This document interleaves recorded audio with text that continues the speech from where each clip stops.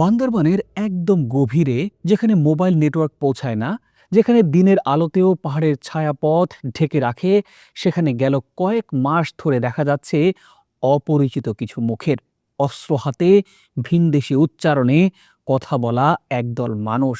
স্থানীয়রা প্রথমে ভেবেছিল এইসব গুজব, কিন্তু না, এটা গুজব নয়। মিয়ানমারের ভেতরের যুদ্ধ এবার সত্যিই বাংলাদেশের সীমান্তের দরজায় কড়া নাড়ছে। আর এই নতুন নামটা মনে রাখতে হবে আপনাদের। সেটা হলো কেপিএফ। কারণ আজকের এই পুরো প্রতিবেদন জুড়ে আপনি বুঝতে পারবেন কেন এই একটা সংগঠন বাংলাদেশের জাতীয় নিরাপত্তার জন্য এত বড় প্রশ্ন তুলে দিচ্ছে।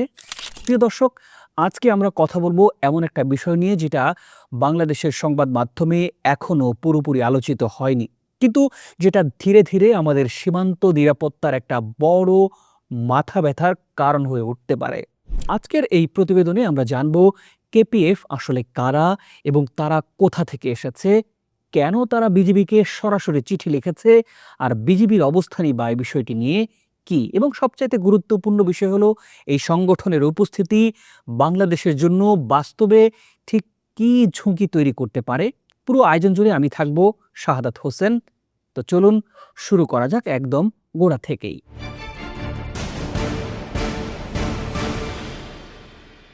কেপিএফ মানে খুমি পিপলস ফোর্স। নামটা শুনলেই বোঝা যায় এটা খুমি নামের একটা জাতিগোষ্ঠীর সঙ্গে সম্পর্কিত। খুমিরা মিয়ানমারের চীন রাজ্যের পালেতোয়া অঞ্চলের একটা ক্ষুদ্র নৃগোষ্ঠী। আর কেপিএফ মূলত খুমি ন্যাশনাল কংগ্রেস পার্টির সশস্ত্র শাখা, যেটা চলতি বছরই প্রথম প্রকাশ্যে আসে। এখন প্রশ্ন হলো, হঠাৎ কেন এই সংগঠনের জন্ম হলো? উত্তরটা লুকিয়ে আছে মিয়ানমারের ভেতরের ক্ষমতার লড়াইয়ে। পালেতোয়া অঞ্চলে রাখাইন জাতিগোষ্ঠী ভিত্তিক সশস্ত্র দল আরাকান আর্মির প্রভাব যতটাই বেড়েছে, ততটাই ছোট ছোট জাতিগোষ্ঠীগুলো, যাদের মধ্যে খুমিরাও আছে, নিজেদের অস্তিত্ব নিয়ে অনিশ্চয়তায় পড়েছে। আরাকান আর্মি আর কুকি ন্যাশনাল আর্মির চাপের মুখে আত্মরক্ষার যুক্তি সামনে রেখে জন্ম নেয় কেপিএফ। তাদের ভাষ্য অনুযায়ী তারা নিজেদের জনগোষ্ঠীর রক্ষাকারী শক্তি। কিন্তু একটা সশস্ত্র সংগঠনের জন্ম মিয়ানমারে হলেও তার আঁচ এসে পড়েছে বাংলাদেশের ভেতরে, আর সেটাই আজকের আলোচনার মূল জায়গা।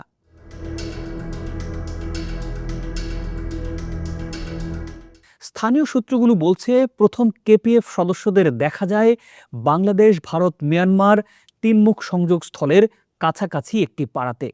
এরপর ধীরে ধীরে আশপাশের আরও বেশ কয়েকটি পাহাড়ি এলাকায় তাদের উপস্থিতির খবরও আসতে থাকে। খেয়াল করার বিষয়, এটা কোনো একদিনের ঘটনা নয়। গেল প্রায় 2 মাস ধরে আরাকান আর্মির চাপ সহ্য করতে না পেরে কেপিএফ সদস্যরা একটু একটু করে বান্দরবনের রুমা ও থানচি সীমান্তের ভেতরে অবস্থান নিতে শুরু করেছে। আর সবচাইতে উদ্বেগের তথ্য হলো, স্থানীয় পর্যায়ে কমিটি গঠনের মতো উদ্যোগও তারা নিচ্ছে বলে জানা যাচ্ছে। এটা শুধু আশ্রয় নেওয়া নয়, এটা একটা দীর্ঘমেয়াদী উপস্থিতি তৈরির চেষ্টা বলেই মনে করছেন নিরাপত্তা বিশ্লেষকরা। প্রিয় দর্শক, এবার আসি সবচাইতে চমকে দেওয়ার মতো একটা তথ্যে। সংবাদ মাধ্যমের প্রতিবেদন অনুযায়ী কেপিএফ সরাসরি বর্ডার গার্ড বাংলাদেশ বা বিজিবির কাছে একটা চিঠি পাঠিয়েছে। তারা সীমান্ত এলাকায় অবাধ চলাচল আর যোগাযোগের সুযোগ চেয়েছে, নিজেদের পরিচয় দিয়েছে খুমি জনগণের রক্ষাকারী শক্তি হিসেবে। আর তারা দাবি করেছে তারা বাংলাদেশের নিরাপত্তার জন্য কোনো হুমকি নয়। এমনকি বাংলাদেশ সরকারের সঙ্গে একটা সম্পর্ক গড়ার প্রস্তাবও দিয়েছে তারা। এখন একটু ভাবতে পারেন আপনারা, একটা বিদেশি সশস্ত্র সংগঠন যাদের নিজ দেশেই কোনো স্বীকৃতি নেই, তারা সরাসরি আমাদের সীমান্তরক্ষী বাহিনীর কাছে চিঠি লিখেছে। এটা শুধু একটা যোগাযোগের অনুরোধই নয়, বিশ্লেষকদের ভাষায় এটা তাদের নিজেদের অস্তিত্বের একটা রাজনৈতিক ঘোষণা। অর্থাৎ, আমরা আছি, আমাদের স্বীকার করে নাও। এই বার্তাটা তারা দিতে চাইছে আমাদের। তবে স্বস্তির খবর হলো, বিজিবির অবস্থান এখানে অনেকটাই স্পষ্ট। সীমান্তরক্ষী বাহিনী জানিয়েছে কোনো বিদেশি সশস্ত্র গোষ্ঠীকেই সীমান্তে চলাচলের অনুমতি দেয়া হবে না।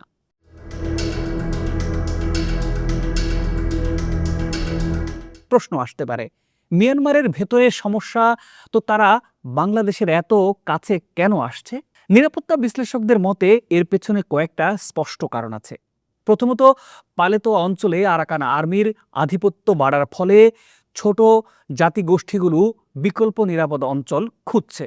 আর বান্দরবন, মিজোরাম আর পালেতোয়া এই ত্রিদেশীয় অঞ্চল ঐতিহাসিকভাবেই গেরিলা চলাচল আর গোপন পারাপারের জন্য পরিচিত। দ্বিতীয়ত, ভৌগোলিক সুবিধা। বান্দরবনের দুর্গম পাহাড়, নদীপথ আর ঝিরিগুলো দীর্ঘদিন ধরেই গোপন চলাচলের জন্য আদর্শ জায়গা হিসেবে পরিচিত। রাষ্ট্রীয় সীমারেখা কাগজে কলমে স্পষ্ট থাকলেও পাহাড়ি জনজীবনে এই সীমানা অনেকটাই সামাজিক, মানে এক জাতিগোষ্ঠীর মানুষ সীমান্তের দুই পাশেই বসবাস করে। আর তৃতীয়ত, বান্দরবনের থানচি রেমাক্রি অঞ্চলে নিজেই খুমি জনগোষ্ঠীর বসতি আছে। ভাষা, পরিচয় আর আত্মীয়তার এই নৈকট্য ব্যবহার করে মিয়ানমারের এই সশস্ত্র গোষ্ঠী স্থানীয় পর্যায়ে সহানুভূতি বা নেটওয়ার্ক তৈরির চেষ্টা করতে পারে বলে মনে করছেন বিশ্লেষকরা। এখন আসি সবচাইতে গুরুত্বপূর্ণ একটা প্রশ্নে। এই পরিস্থিতি অবহেলা করার সুযোগ কতটা আছে? বিশ্লেষকদের আশঙ্কা মূলত তিনটি জায়গাতে। বিদেশি সশস্ত্র গোষ্ঠীর উপস্থিতি বাড়লে অস্ত্র, মাদক আর চোরাচালান চক্রের সঙ্গে নতুন সংযোগ তৈরি হওয়ার ঝুঁকি থাকে। সংঘাত থেকে পালিয়ে আসা সাধারণ মানুষ আর সশস্ত্র সদস্যদের মধ্যে পার্থক্য করাটাও কঠিন হয়ে পড়তে পারে। অর্থাৎ নিরীহ আশ্রয় প্রার্থী আর সংগঠিত সশস্ত্র সদস্য দুটোকে আলাদা করা প্রশাসনের জন্য একটা বড় চ্যালেঞ্জ হয়ে দাঁড়াতে পারে। আর তৃতীয়ত এবং সবচাইতে বড় উদ্বেগের বিষয় হলো বাংলাদেশ, ভারত আর মিয়ানমারের এই ত্রিদেশীয় অঞ্চলে নতুন এক নিরাপত্তা সংকটের ঝুঁকি।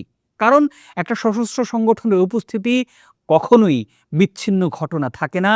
এটা ধীরে ধীরে আঞ্চলিক রাজনীতি আর কূটনীতির একটা জটিল সমীকরণে পরিণত হতে পারে।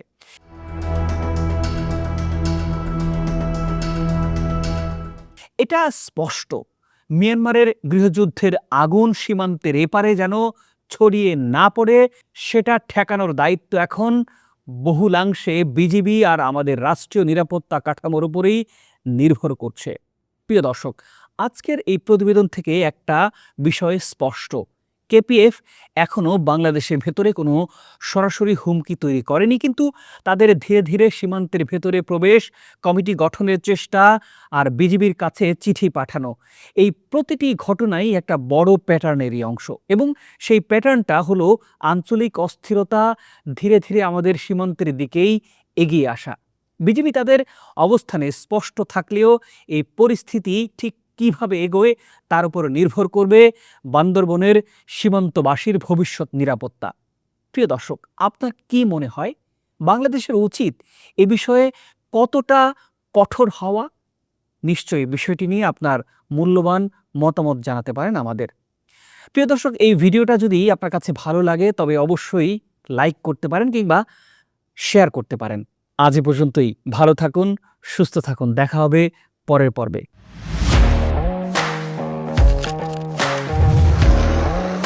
প্রফেশনাল স্টুডিও খুঁজছেন?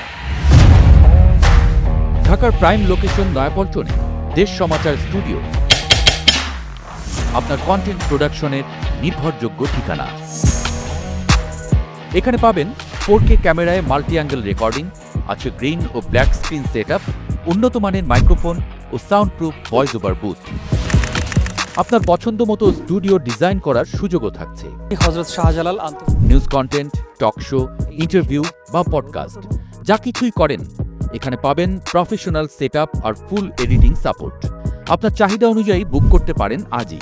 কল কিংবা হোয়াটসঅ্যাপ করুন এই নাম্বারে 017202106557। ভিজিট করুন আমাদের ওয়েবসাইট ও ফেসবুক পেজ।